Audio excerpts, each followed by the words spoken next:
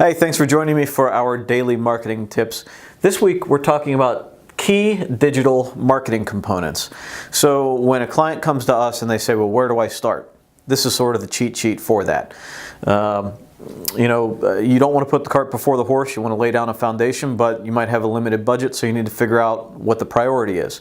So we're going to lay out the priority. Starting with today, the first thing we're going to talk about is your website. Now, the website, from my perspective, is the most important part of having a presence online or in this world, really, because nobody's looking for you in the yellow pages. Nobody's looking for you anywhere except online. They're looking for reputation. They're looking to see what you're about. They're looking to see what you provide them. And all of that information should be able to be found on your website.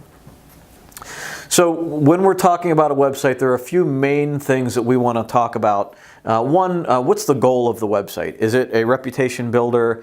Is it a place where you're actually going to sell your goods? Are you trying to generate leads from it? You're probably trying to do a mix of a couple of things. So figure out what your main goal is for your website so that we maintain the focus on what we want to accomplish. The second and probably equally important thing is the message that your website is putting out there. Why, when someone's looking at your website, why are they going to come to you over the half a dozen other competitors that they might be thinking about or considering to take their business? You really need to worry about what that message is. A clear, concise, this is why you want to do business with us, and then take them through that path of how they can do that. So these, from a marketing standpoint, are incredibly important. Going forward, you want to make sure that it's technically sound, because this could be great, but if Google doesn't like the tactics you're using to be found in search, if it's not fast, if it's not responsive, you're hindering all of the work and all of the efforts that you're putting in over here. So we want to make sure it's technically sound. We want to make sure that it's protected from hacking or anything that might happen, or to bring it down and stop the amount of business you're getting through your website. And we want to make sure that there are no unexpected issues that arise. We want to make sure that stays up and running. The last thing that we want to do moving forward, once the website is built, is to keep the information on there timely. You want to review it on a regular basis. You want to make sure that your information reflects how you're currently doing business. You want to make sure your current message aligns with the message that your employees are putting out there in person. And you also want to make sure that it is up to date in the fact that the content is being up to date, or that the content is being updated, whether it's a blog post once a month or once every 2 months, your pricing, your hours, your phone number, your address. We recommend doing a little bit, and if you can do a lot more like we do weekly, great. It can only do wonders for your business. It takes time. If you can't put the time and effort into it, at least be sure that you're adding some content so that it looks like you're actively maintaining it. So from a broad perspective, the website is our number one most important component of your digital marketing mix. Make sure that you have a clear goal for your website. Make sure that your message is strong and that it is compelling. Make sure that you are technically sound, and make sure that the information there is up to date. The second is something that is really free for you to do yourself. It's citations, and by citations we mean the places that your business is listed online. It can be anything from Facebook to Yelp to Superpages and eLocal. There are over 60 places your business can be listed, at least 60 reputable places your business can be listed. And the key for all of this is for all of the information to be consistent. Name, address, phone number. You can even, in some of these places, add a quick little summary of the type of business that you're in. You want to make sure that all of that information is the same across all of these platforms. There is a high upfront cost, obviously, high upfront cost and time to go through 60 listings and get all this information populated. However, it's worthwhile and it is a long-standing, it's static. So it once you set it, it's going to stay, and then you won't have to worry about it anymore, and a year down the road you can benefit from that. So to check the 60 plus listings that you have, we'll provide a link to a free evaluator in this blog post, and you'll be able to put in the name, address, phone number of your business, and it'll search for your business and let you know if it's even listed at all, and if it is, what might not align with the information you put in, and if it's not, then you can go to that website and populate your information. Now, what's the point of all of it? Well, obviously, if somebody's searching for your business, if something happens that your website doesn't pop up first, or some other content you own doesn't pop up first, well, then they'll find you somewhere else. And there is possibly, and this is debatable, I've read articles pro and con, there may be some SEO value to this. If you have 60 of these citations all linking back to your website, there could be some SEO value. Now, it's probably a no-follow link, which means it's not giving link juice to your website, but it's still signaling that you are there, you're reputable, and it's consistent. Now, my last little note here is Google+. Google+, we used to consider part of social media. Now we bucket it towards citations because Google+, most people are not active there anymore as a social media platform, but it is a good place to get your business listed, upload some photos. It's still a good place to do reviews of businesses, so you want to maintain your reputation through responding to reviews of your business. But Google Place is a great place to one more place to have your business listed on Google, and a lot of times your Google Plus result will show up as high, next to, or higher than your actual website results. So Google Plus is a key citation to pay attention to. So that's pretty much it. Citations, again, high upfront cost and time in getting it done. If you don't want to put the time into it, you can hire us to do it. We will do it for you. Make sure it's consistent.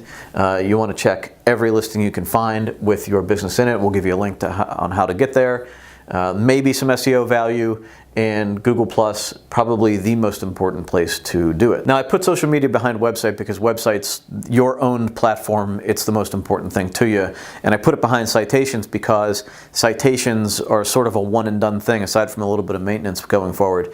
Social media is going to be your ongoing investment, the thing that you're probably going to want to be active in moving forward. And it is incredibly valuable. Now, you have to define what your purpose is to get value out of that. Your purpose might just be to establish credibility and to show people that you exist, and to put up some photos and things that you wouldn't put on your website. More effectively, you want to engage with your clients, you want to engage with your prospects, you want to engage with that community that wants to do business with you. Now, you have to find, in our second list of P's here, you have to find the platform where that's more effective for you. It might be Instagram if you can come up with some good visuals. Instagram is great for finding people across the country, across the world, finding people that would be interested in what you do. But it might be Facebook.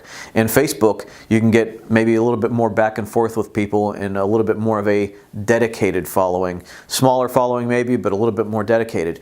Maybe it's Twitter where you have a lot of back and forth interaction and have conversations.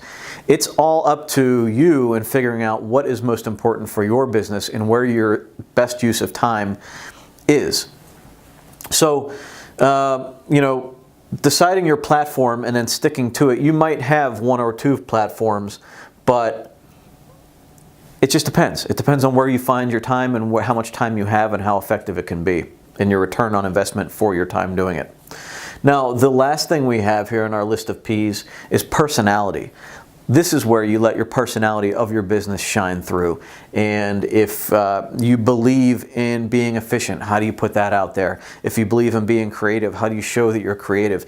If you believe in helping others, how can you show that you're helping others? Are you putting out inspiring positive posts? Are you putting out photos of time spent in a soup kitchen? Whatever you find is your personality and the reason you're in business and the reason you are engaging with the people that you want to engage in. This is where you let all that shine through. So social media for a lot of companies, especially in the B2B space, social media can be sort of a red-headed stepchild, but in reality, it's a good place to, at the very least, add credibility to your business and some personality. At best, it's a place to really engage with your clients. We recommend you find a platform or two to spend your time while existing on the remaining platforms, be it Twitter or Facebook or whatever. And then we recommend you let the personality of the business shine through. So, social media, incredibly important. Number 3 on the list, only out of necessity. This is where you need to be moving forward. Video is incredibly important. Are you tired of me talking about video yet? We talk about it every week. The reason we talk about it is because it's growing. It's a huge component. It can let your personality shine through in social media, on your website, wherever you put these things. This is where you can really get ahead of your competition. Why? Because a lot of people are too scared to do this stuff. 2, it adds that big personality. And 3, it's where people are. So if video is growing, if the video platforms are growing, if more and more people are getting on video, why would you not want to get in front of that? So get into video. Get into video now. It doesn't need to be very good. It can be on your iPhone. It can be done with a professional camera. It can be yourself. It can be your business. It could be whatever. But you need to be there. You need to start working on it. And maybe in a year from now, you'll really be thanking me. So get into video. Our last key component is advertising. So your evergreen stuff is out there, right? Your website is up, your citations are out there, your social media marketing is on point, whether you're just trying to be on social media or whether you're actually engaging with people and having discussions or creating new content that gets people engaged. Your last thing here is advertising. It costs money, so most people shy away from it. But if you can remember the times when we would spend $1,000 or $2,000 a month on Yellow Book advertising, and that was just throwing it out there for anybody to maybe find you, why wouldn't we spend that much or even half that much, or for that matter, twice that much on advertising where people are actually looking for you and where you can focus on people, your key market, and where you can evaluate immediately how that marketing is working rather than waiting for a year to find out, and maybe they're dialing a special phone number to find out whether the Yellow Book ad worked.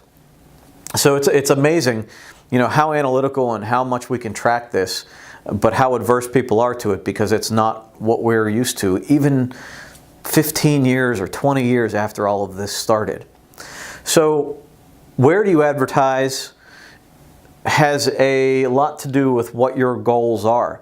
If you're just looking for brand awareness, then you're probably going to be doing more platform advertising like Facebook, where you create an ad campaign to a target market and your ad randomly shows up in their feed or on the side of their feed or whatever. If you want to find people really low in the funnel that are actively searching for what you sell, then you're probably looking more like Google AdWords. So if somebody searches for digital marketing, you want to pay to show up at the top of the page for digital marketing or website design or coffee makers, whatever you're selling. And then there's the in the middle stuff. There's the retargeting ads that if somebody ever went to your website, you're going to retarget them with a display ad and try to bring them back to the website. You're going to go target your market on Facebook and target a household of 4 people, 2 kids, that have 2 cars. The house is worth $300,000 and they're also interested in, toys. Whatever you're trying to sell, and you want to go after that segment and you want them to be aware that you exist and you want them to go to your website or you want them to do something, that's where you're going to fit into the middle there. So, it depends on where you are in the funnel, if you just want to let people know you exist or if you want to actually get people to spend money today. It depends on where you're going to advertise, what platform you're going to use. But make sure that you are aware of the goals before you go ahead and start spending that money. And then you have to figure out what your budget is, how much it's worth to you, and how much you can spend, or how much you have to spend to bring back a larger amount of money. Obviously, that's the goal of spending any sort of money on advertising. You want to get more back. So our incredibly important key digital marketing component is advertising. Doesn't matter what platform, but you're going to have to do it if you want to drive more traffic to your digital materials. And you want to do it well, you want to do it effectively. So if you're not confident in doing that, contact someone like us and we can walk you through that process or do it for you. So thanks for watching this week, our key digital marketing components. For more information, you can check out our blog at www.snap-fwd.com, and you can see some links that we reference. We'll go through the whole process with you and get a little bit more in depth. Thanks for watching, and we'll see you next week in Digital Marketing Daily Tips.